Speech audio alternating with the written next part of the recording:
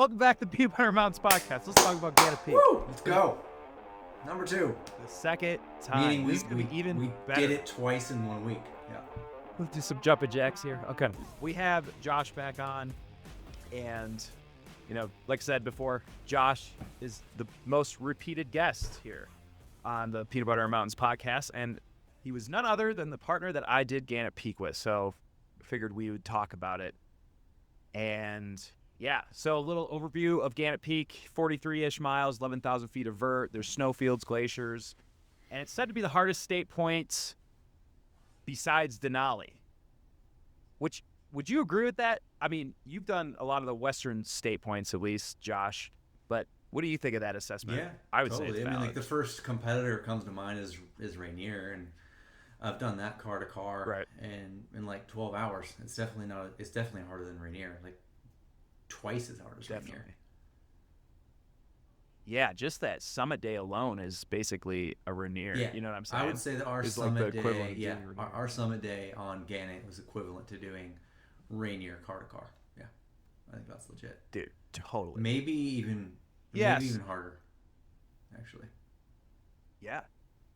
It was a long day. Yeah. So, and we'll discuss that, but yeah, it took us 13 and a half hours that second day. It was quite the sufferfest, at least for me. Like I said, Josh was just floating around these rocks like a little ghoul. Around that I don't understand how he was doing it. He was basically doing the Michael Jackson moonwalk over these things, but forward. You mean glissading? I didn't understand it. I was just trying to, yeah, that would be on the down. I don't know what it would be on the up, but yeah, man. So give a little overview of why you chose to do Gannett. Like how did it fit into your list of goals, I guess? Yeah, well, I think there's a lot of mountains to climb out there, right? I think there's 3,500 mountains in Washington State alone, and you multiply that by all the ones over the state. There's tens of thousands, or hundreds of thousands probably. But it could be really arbitrary coming up with goals to climb, and so I think this just helps narrow it down on which ones to go after. And the reason why I'm climbing mountains like kind of all over the place and in different regions is because I want it to be a little bit of a push to go do something new and to go see something new and to see a little bit of different flavor.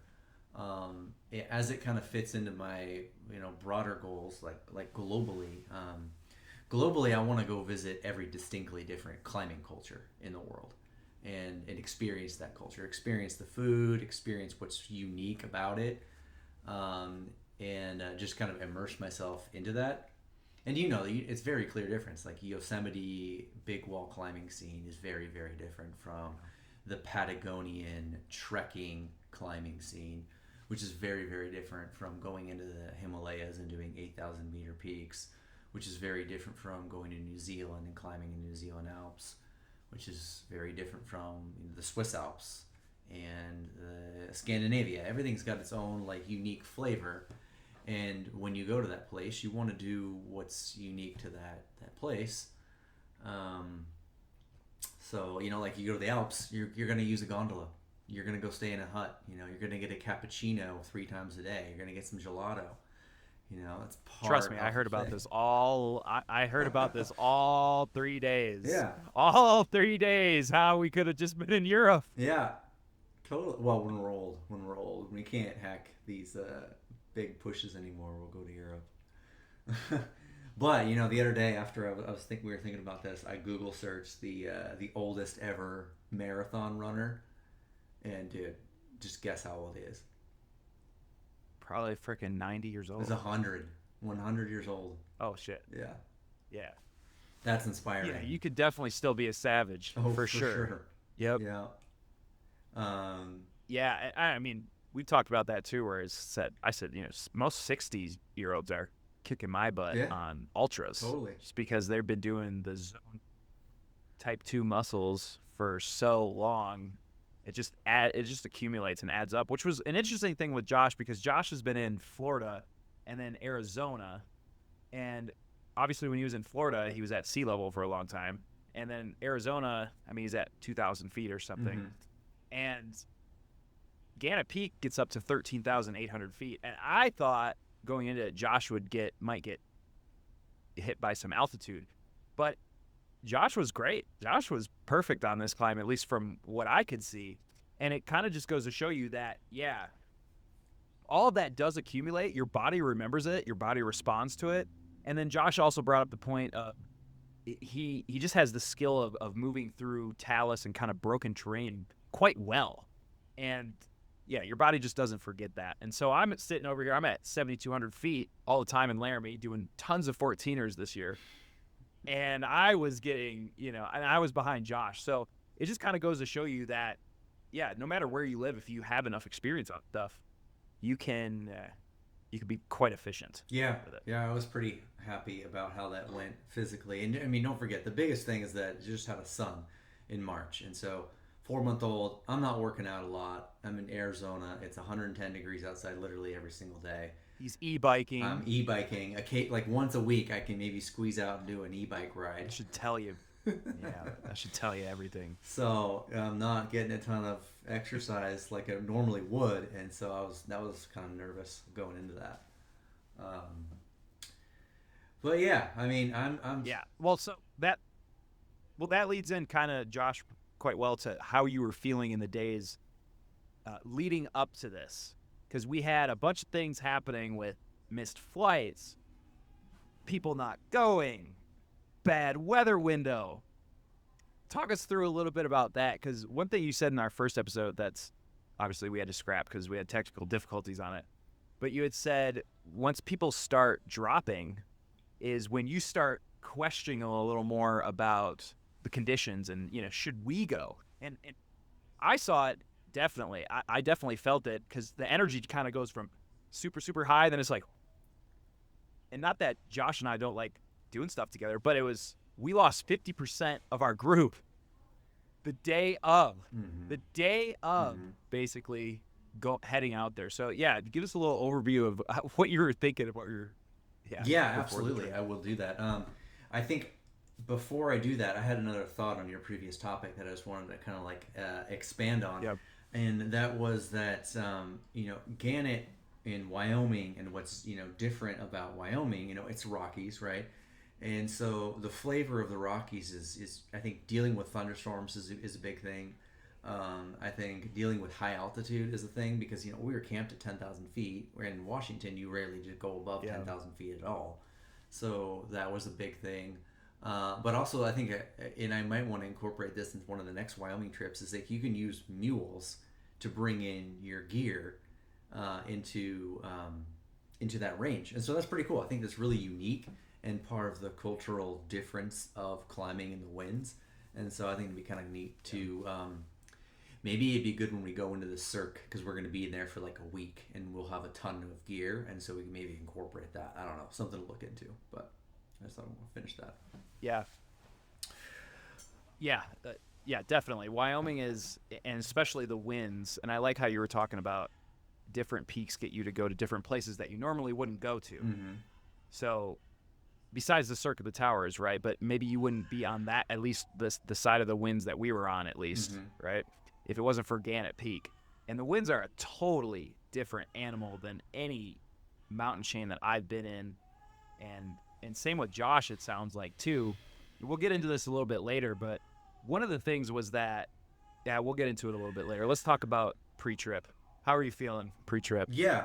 So, I mean, that when everybody drops off and kind of suck the momentum or the wind out of your trip, because, it's a morale boost to have that many people on trip. I think 3 to 4 is like the perfect number on those kind of sufferfest sort of trips, because no matter how low you get, somebody on that team is going to be in a good mood all the time. And so to lose half your crew, that really makes it harder from that perspective.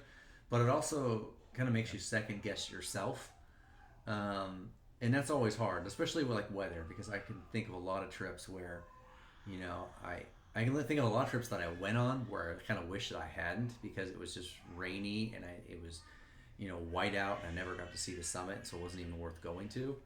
But I can also think of trips where, I decided not to go, and it turned out that, we would have been above the clouds the entire time, and it would have been nice bluebird and sunny. Right. Dude, So, totally. Right?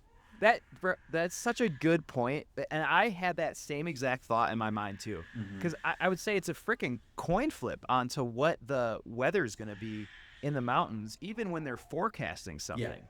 And so, yeah, right? And unless it's a significant frontal wave, where again, Josh and I, the day after climbing the Grand Teton, we got hit with rain all day in the middle of summer in Wyoming, For 5 hours in of Jackson. driving. That Yeah. yeah, exactly. It was all day, and that was what I was hoping wasn't going to happen.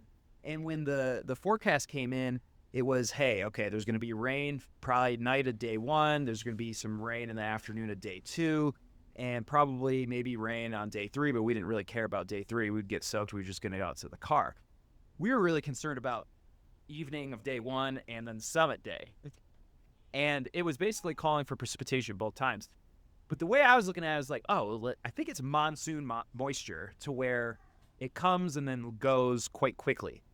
And so that's what we were kind of banking on. Now, we had one guy that just couldn't get across the bridge from Washington to get to Seattle, so he couldn't make his flight. We had another guy who, whatever, to his credit, he looked at the weather, he's like, it's not worth it for me to go. Uh-huh. Now I'm looking at it like, well, Josh is flying in. I got to go get Josh. I can't. If this was any other weekend, I probably would have done the same thing. But I had to, I felt committed to Josh. So thankfully Josh came in, even though he had trouble with his flights too, and we just made the decision to go for it and make the best of it. So day 1 came.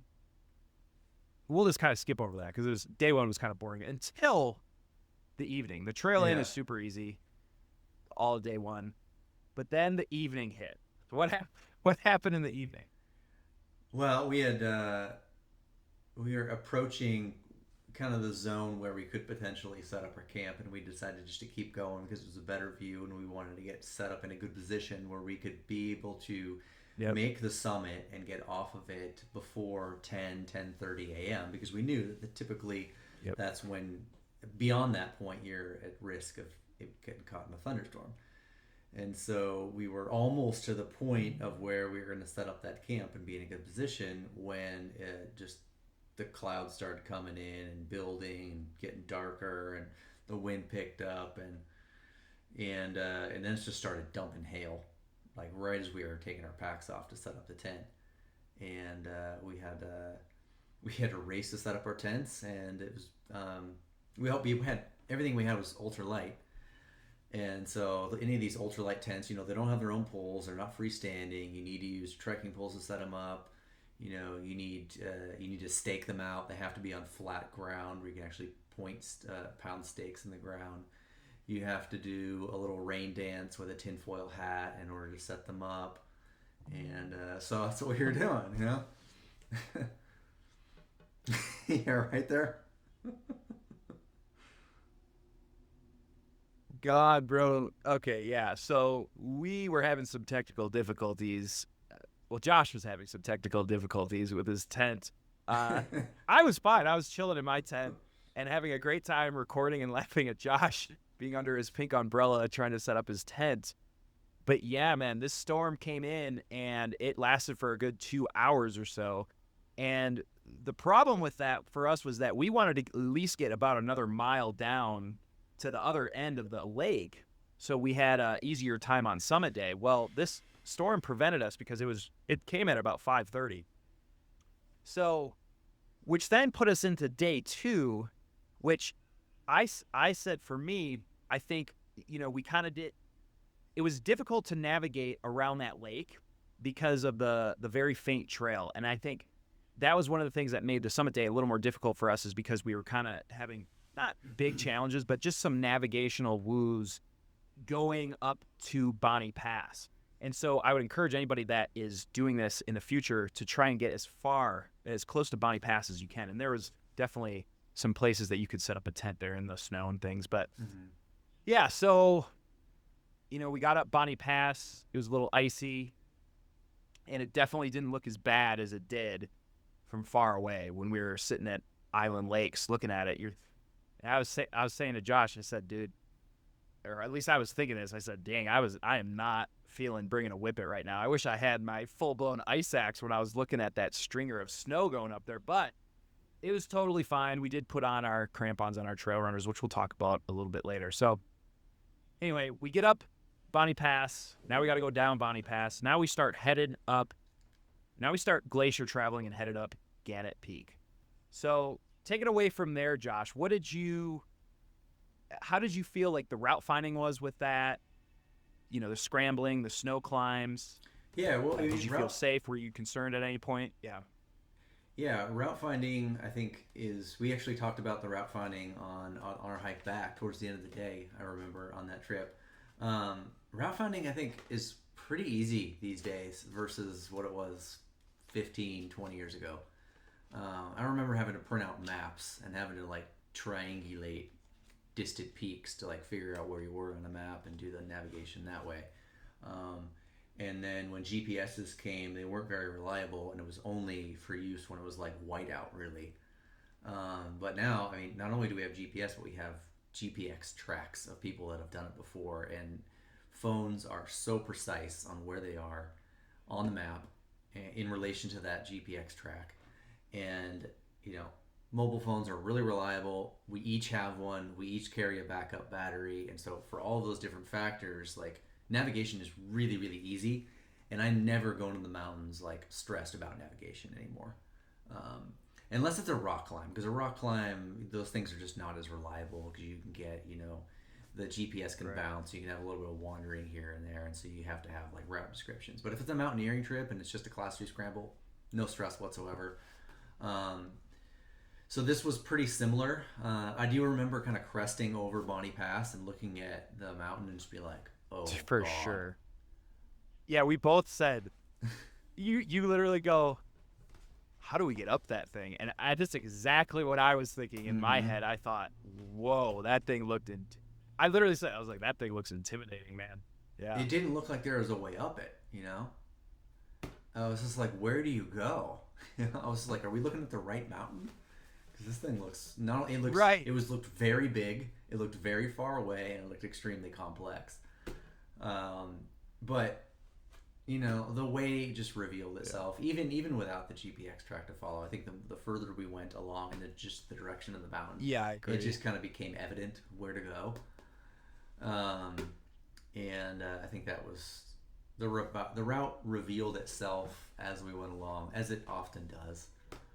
And it's the same thing with the weather. You know, you can't really plan too far in advance. You just got to stick your face in it and see what unfolds in front of you. Dude, for sure.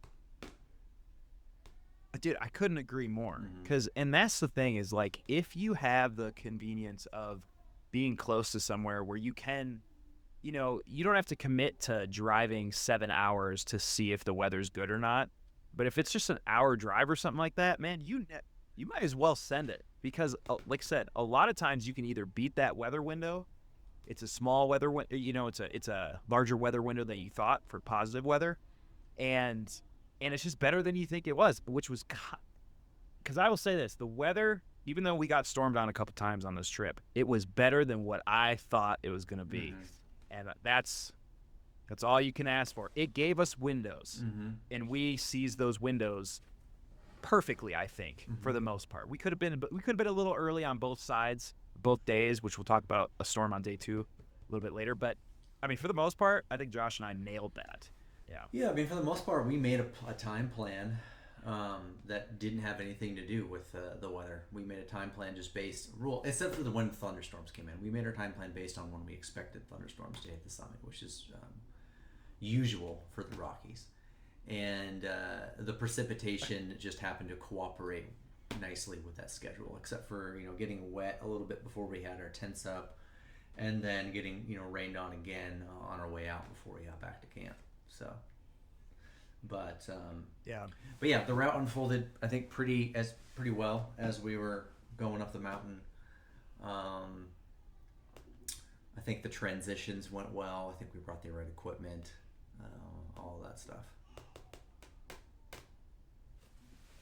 Yeah, so I agree. So So the one thing that we would have done differently next time was not follow, for whatever reason, on our GPX route, had us going up over this icy, I don't know, this icy slope, and then around back and around to the Gooseneck Glacier instead, we should have went up this just dirty, freaking loose, I don't know, little gully instead, which we did take on the way down. That was really our only navigational thing, I think, on the way up. But yeah, I mean, so Josh and I had just universal crampons and trail runners and a whippet. That's all we used. And like I said, when I was looking at Bonnie Pass and stuff, I was like, man, this is not going to be pretty. I wish I had my ice axe. But I'll say, after doing Gannett Peak, I am 100% glad that is all we went with, because carrying extra mountaineering boots, wearing your mountaineering boots all day, that day would have made us way slower too. And then carrying an extra ice axe, whereas the whippet, put up our tents we talked about, it uses a trekking pole without the whippet, it uses an ice axe, and so it just had all these universal purposes. So that was a really good call by you, Josh, because if I wasn't going with you, I probably would have just said, I'm just going to do what everybody else does and use those other two things. So I think that was the MVP move of the entire trip. Whippet. Yeah. Trail running gear, basically. Light as possible. What do we bring? What do we bring? Like head to toe, or what do we bring? Well, I brought. Yeah. Are we gonna actually going through this? Yeah, we brought universal crampons. We brought trail runners. We decided not to bring Gore-Tex pants because we're like, well, if it's gonna rain, we're probably gonna be wearing shorts the entire time, and big whoop if your shorts get wet because they dry out super fast. So that's why we opted no rain pants. Rain jacket, base layers, all that jazz. I brought like a race vest backpack that was 35 liters. But I also brought a much smaller race vest. You did too. It was 14 liters. Mm-hmm. Because it weighs like, I don't know, 8 ounces. And by bringing that, I don't like having a floppy pack that has nothing in it.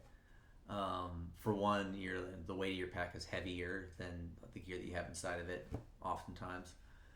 Plus, I think it's just kind of poor craftsmanship to have a floppy pack.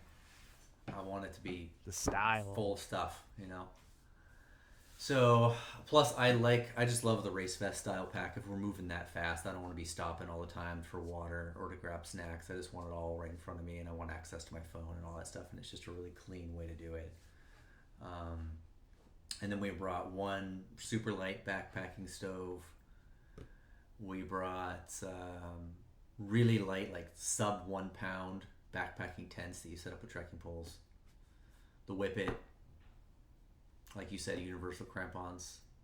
And we also brought, we thought we might have to cross a birch run on the glacier, so we brought a Petzl rad line, so super lightweight 6mm rope, and a harness and some carabiners to go along with it, which we did not use any of that, which I think is saying something, because if you haul it all the way in that far, you want to use it.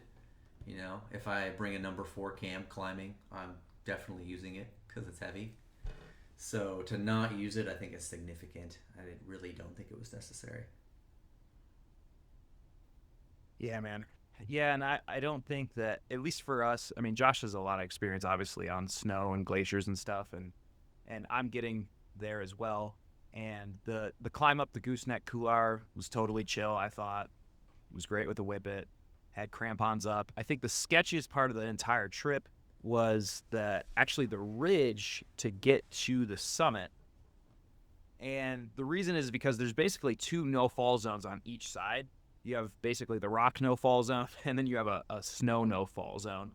And for the most part, I think Josh and I both just kind of stuck to the rocks on that to avoid kind of any slipping on the snow.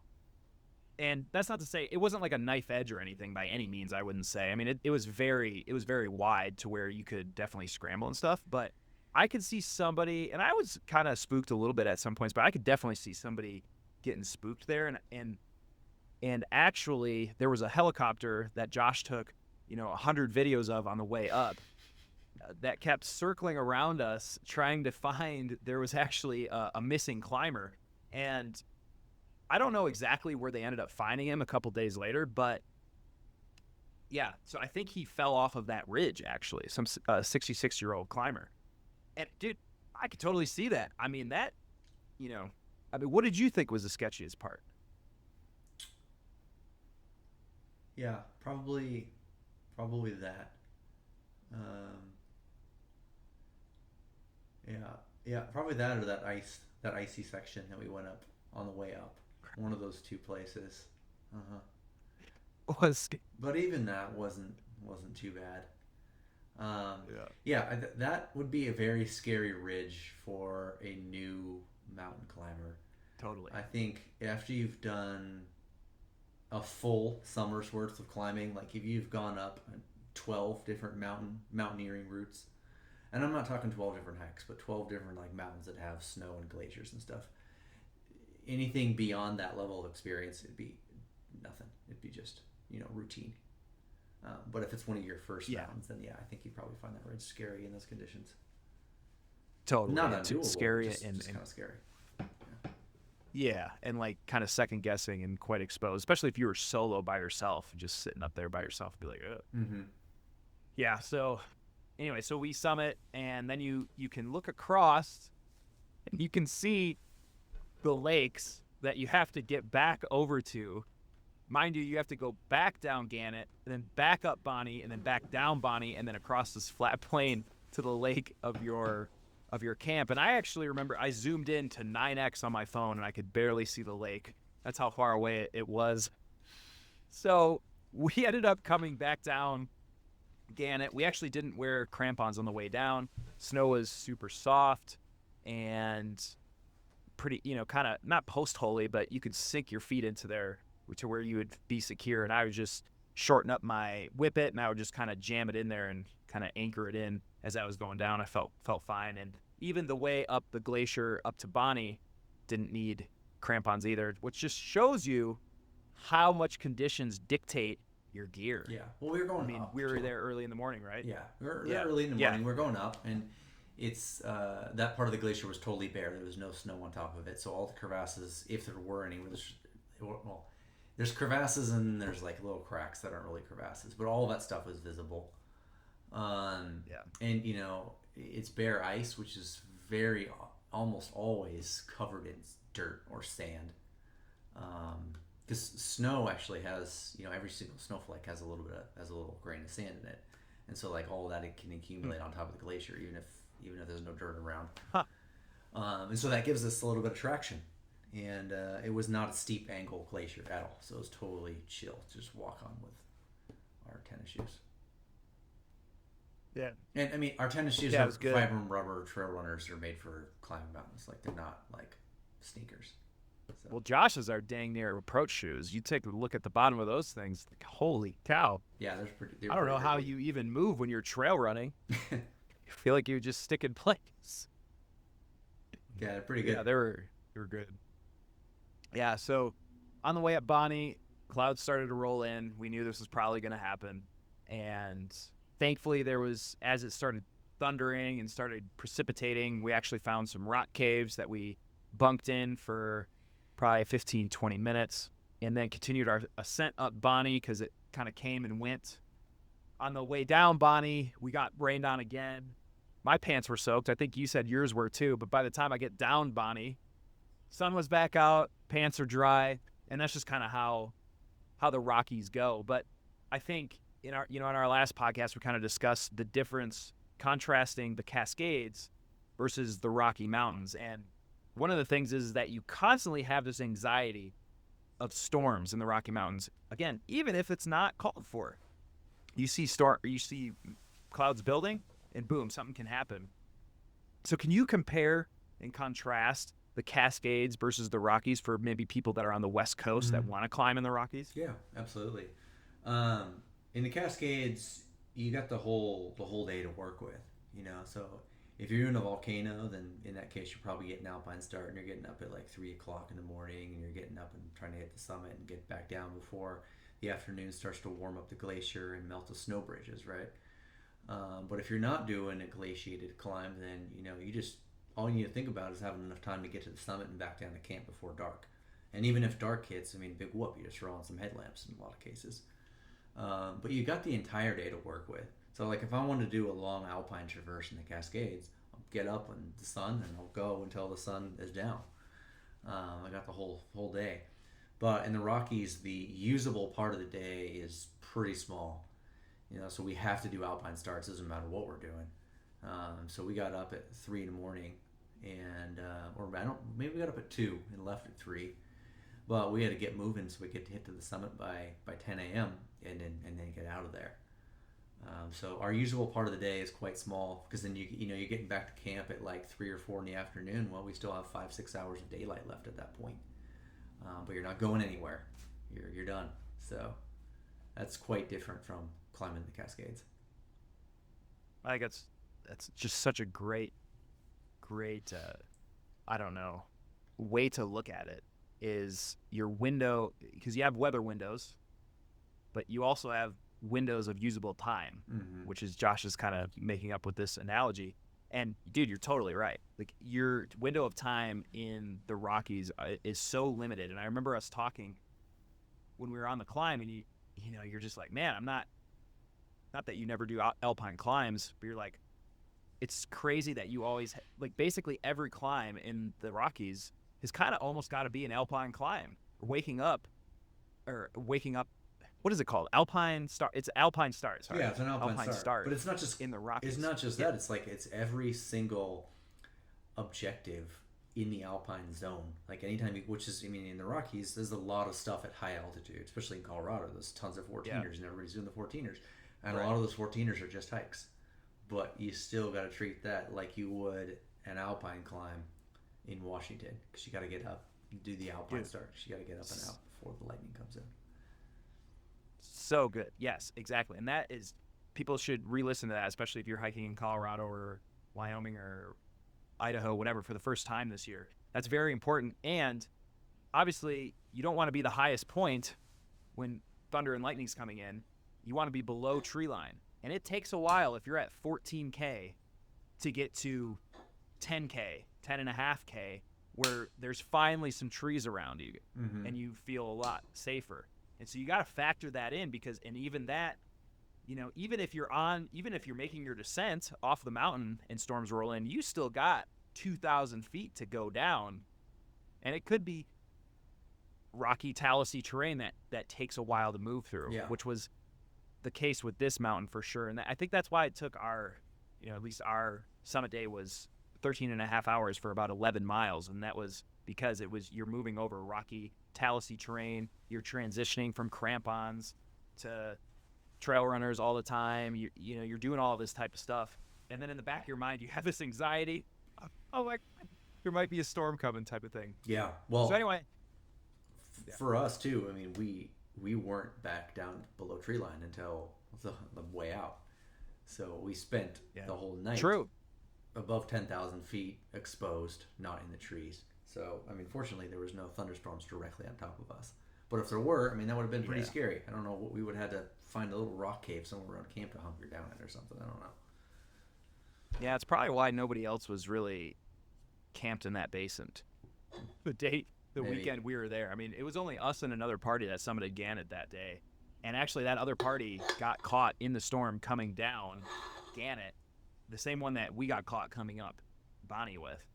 And that's to say, actually, by the way, so they came in the Glacier Trail way, we came in the Bonnie Pass way, and I would say if you are a less conditioned hiker, but you really, really want to summit Gannett Peak, I would I haven't done the Glacier Trail, but I would recommend that, because it's going to make for a lot easier and shorter summit day and less stressful summit day coming from the Glacier Trail side, because you don't have to go up and down Bonnie Pass, then up the frickin' Gannett, then down Gannett, then up Bonnie, then down Bonnie, and it's just, again, you're exposing yourself to the elements a lot more, I think, that way, in that direction, to where the Glacier Trail, you just go up Gannett, you go down to your camp, and you're good. And so I think they made it down. The storm moved through quite quickly, but... Yeah. Yeah, so it's pretty demoralizing to have to go back up Bonnie Pass after you've summited. But it also Totally. it's another 1,600 feet back up, so it's putting us back closer to the lightning. Again before we hit the Glacier Camp. Exactly. So we're exposed for a lot longer period of time doing that, and that's for that reason. Yeah, I think you're right. The other route would be better, more, it's simpler from that perspective. So do you feel like this trip changed you in any way? Or what were the most valuable lessons you learned, took away? It was it was just kind of a nice refresher for the confidence. I mentioned in a post. It's 5 years since I did Olympus car to car. Last week, I think it was Thursday last week. 5 years. But I remember after that trip feeling like this lingering amount of confidence. Like after that, we went and did Glacier Peak in a day. We did Jack Mountain in a day. We did Shuckson in a day. All these other like bigger mountains that I had prior to that point only done in multi-day objectives. But after doing that, I felt confident to be able to just tag stuff in a day. And so this trip, because I haven't done a lot of mountaineering, really a whole lot of exercise the last several months, it was kind of a refresher of that level of confidence. And so now I feel like I can still go out and do that stuff, which is awesome. And that's just the way I like doing things. Like I think Rainier is easier on the body and less painful if you're doing it in a day. Yeah. And I love the way of that tactic of climbing mountains. I like it doing it that way, because what we're all short on these days is time. We all just have our weekends, and we all go climb, XYZ mountains with those precious weekends that we have. And then that list just starts to whittle down, and we start running out of things to do. And the things, at least for me, that were on my list were all like these big alpine traverses or these long objectives that were like 20, 30 miles. And I couldn't possibly figure out a way like how I was going to do them while working within the confines of a 9-to-5 regular job. And so I was like, the only way we're going to be able to do this is if I get lighter gear and get fitter and just do more mileage in the same amount of time. And so that's why the Olympus plan was hatched, because it was like, okay, well, Olympus is the longest, hardest thing, because it's not just trail miles, it's also glacier miles. It's also like rock scrambling. So we need all the tools on our back, plus we got to go a long distance and carry it all on our back. So we hatched that plan to be able to do that, and we're like, well, if we can do Olympus, then we can do anything. And that's just like opened up this whole new world of things that we could accomplish either in a day or in just the 2 days that we had available to most of us who work the 9-to-5 jobs. So this was just an extension of that same concept. Yeah, and I think it's, both of them have their pros and cons. Doing it as a multi-day thing or doing it as a one-day thing. Pros and cons, and you got to figure out which one fits your lifestyle, which sounds like you have, especially with the less days. But it's arguably, if it is more or less taxing than doing it in multiple days. Because, I'll tell you this. I have a similar story where Snowmass that I failed earlier this year, I backpacked in, carried all that gear, backpacked in, tried to summit in the morning, didn't, then I had to take my gear back down, it was 22 miles. And then a month and a half later, I said, screw it, I'm just taking my Black Diamond bag, the one I did Gannett with, the small one, I'm doing it in one day, up and down. And it was great. It was great. I should have done that in the first place. Yep. So, yeah, it's just like, what's your style in the mountains? Yeah. I like it. Cool, man. Well, anything you want to say to wrap it up here? What's next? Man, what's next? Yeah. So my short memory is kicked I'm in, gonna be... and I no longer feel it. I'm ready to go. Josh, I 100%. So how you were talking about Fred Becky was saying, what was it? A skill of mountaineers has to be a short memory. Yeah. Essentially. Yeah. After a Sufferfest. Most important skill of a mountaineer is a short memory. Yeah. Bro, I'm so restless right now because I know I'm staying home again this weekend, which is 2 weekends in a row, and I'm like looking at my calendar. I'm like maybe I should just go and do these 14ers, and because I got to go to Pueblo for my contract Cam's business, and I'm like maybe I should just go this weekend and then go to Pueblo, on the way back. I'm like I already had a plan for next weekend, but then I'm looking at it. I'm like, man, I'm running out of days in the summer, and I'm freaking out, man, freaking out. Oh man, summer's so fleeting. Oh yeah. Yeah. Well, you get to come visit me during the fall or the winter time down here in Tucson. Yeah. No. Totally am. I already have that on the calendar. Got to do it for my birthday. So. Right on. Yeah. Where can people catch you at, Josh? Well, you're gonna upload. By the way, sorry. When was it? Josh is a AMGA. Yeah. Yep. Guide. So if you guys are interested in needed any guided trips by him, especially in the Cascades, he's your guy. He crevasse rescue trained me in 2021. That's how we started our relationship and have been friends ever since. And so I've learned a ton from Josh and couldn't recommend him more. So anyway. Thanks, Chad. Yeah, I'm on Instagram. I think it's Mountain Josh. I think it's just that simple. And then I have a YouTube channel now, so Chad will upload this to YouTube, and that'll automatically go to my YouTube channel. Yeah. So those should be linked. Boom. Cool. Right Yep. on. And if you guys are listening on Spotify, give us a 5-star rating. Give a like and subscribe on YouTube. We'll see you for the next one.